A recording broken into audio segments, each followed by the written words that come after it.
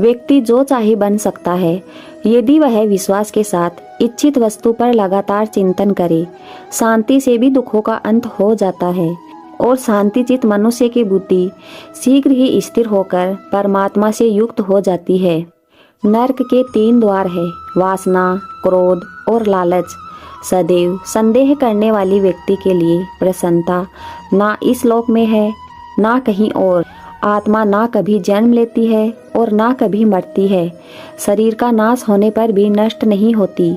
मैं उष्मा देता हूँ, मैं वर्षा कराता हूँ, मैं वर्षा रोकता भी हूँ, मैं अमृतत्व भी हूँ और मृत्यु भी मैं ही हूँ। हर व्यक्ति का विश्वास उसकी प्रकृति के अनुसार होता है। कर्म मुझे बांधता नहीं, क्योंकि मुझे कर्म करने के प्रतिफल की कोई इच्छा नहीं। मनुष्य अपने विश्वास से निर्मित होता है। जैसा वो विश्वास करता है वैसा वो बन जाता है। जैसे प्रज्वलित अग्नि लकड़ी को जला देती है, वैसे ही ज्ञान रूपी अग्नि कर्म के सारे बंधनों को नष्ट कर देती है। मैं उन्हें ज्ञान देता हूँ जो सदा मुझसे जुड़े रहते हैं और जो मुझसे प्रेम करते हैं। परिवर्तन संसार का नियम है। जिसे तुम मृत्यु समझते हो वही तो जीवन है।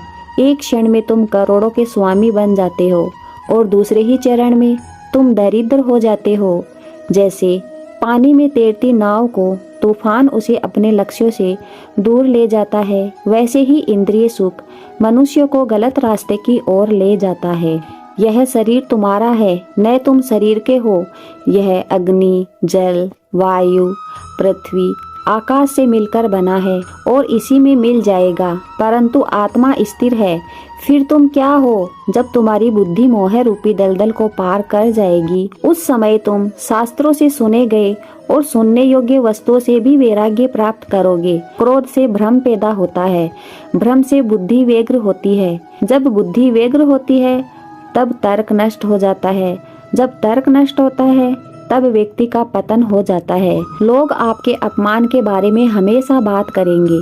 सम्मानित व्यक्ति के लिए अपमान मृत्यु से भी बदतर है। व्यक्ति के लिए गंदगी का ढेर, पत्थर और सोना सभी समान है। जैसे मनुष्य अपने पुराने वस्त्रों को उतारकर दूसरे नए वस्त्र धारण करता है, वैसे ही आत्मा मृत्यु के बाद अपने पुराने शरीर को त्याग करने से ही प्राप्त होती है। उससे मत डरो। जो वास्तविक नहीं है ना कभी था ना कभी होगा। जो वास्तविक है वो हमेशा था और उसे कभी नष्ट नहीं किया जा सकता। जन्म लेने वाले के लिए मृत्यु उतनी ही निश्चित है जितना कि मृत्यु होने वाले के लिए जन्म लेना। इसलिए जो अपरिहार्य है उस पर शोक मत करो। जो भी मनुष्य अपने जीवन आध्यात्मिक ज्ञान के चरणों के लिए दृढ़ संकल्प में स्थिर है, वह सामान्य रूप से संकटों के आक्रमण को सहन कर सकता है और निश्चित रूप से खुशियाँ और मुक्ति पाने के पात्र है। खाली हाथ आए और खाली हाथ वापस चले जाएंगे। जो आज तुम्हारा है कल और किसी का या परसों किसी और का होगा। तुम इसे अपना समझकर मग्न हो रहे हो। सुख दुख, लाभ हानि और जीत हार की चिंता ना करके मनुष्य को अपनी शक्ति के अनुसार कर्तव्य कर्म करना चाहिए। ऐसे भाव से कर्म करने पर मनुष्य को पाप नहीं लगता। जो हुआ वह अच्छा हुआ, जो हो रहा है वह अच्छा हो रहा है, जो होगा वह भी अच्छा ही होगा। तुम भूत का पश्चाताप न करो, भविष्य की चिंता न करो। वर्तमान चल रहा है। आत्मा अमर है। जो लोग इस आत्मा को मारने वाला या मरने वाला मानते हैं वे दोनों ही नासमझ है। आत्मा ना किसी को मारती है और ना ही किसी के द्वारा मारी जा सकती है। बुरे कर्म करने वाले सबसे नीच व्यक्ति जो राक्षसी प्रवृत्ति से जुड़े हुए हैं और उनकी बुद्धि माया ने हर ली है, वह मेरी पूजा या मुझे पाने का प्रयास नहीं करते। जो इस लोक में अपने काम की सफलता की कामना रखते हैं वे देवताओं की पूजा करें। किसी और का काम पूरा करने से कहीं अच्छा है कि अपना करे, भले ही उसे अपूर्णता के साथ करना पड़े। इंद्रिय शरीर से श्रेष्ठ कही जाती है। इंद्रियों से भी परे मन है और मन से भी परे बुद्धि और आत्मा बुद्धि से भी अत्यंत श्रेष्ठ है।